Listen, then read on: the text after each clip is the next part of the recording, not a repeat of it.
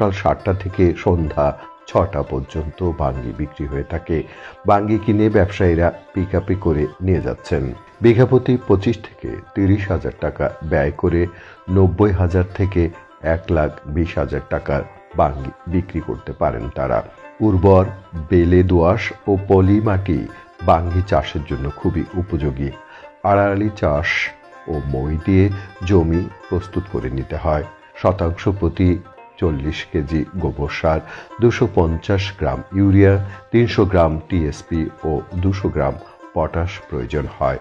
অর্ধেক জৈব সার জমি তৈরির সময়, বাকি অর্ধেক জৈব সার ও সব টিএসপি মাদায় দিতে হয়। গাছ কিছু বড় হলে ইউরিয়া ও পটাশ মাদার চারপাশে মাটির সাথে মিশিয়ে প্রয়োগ করতে হয়। প্রস্তুতকৃত জমিতে জাত ভেদে নভেম্বর থেকে ফেব্রুয়ারি মাসে 5 ফুট দূরে দূরে মাদা তৈরি করে প্রতি মাদায় 4 থেকে 5টি বীজ বপন করতে হয়।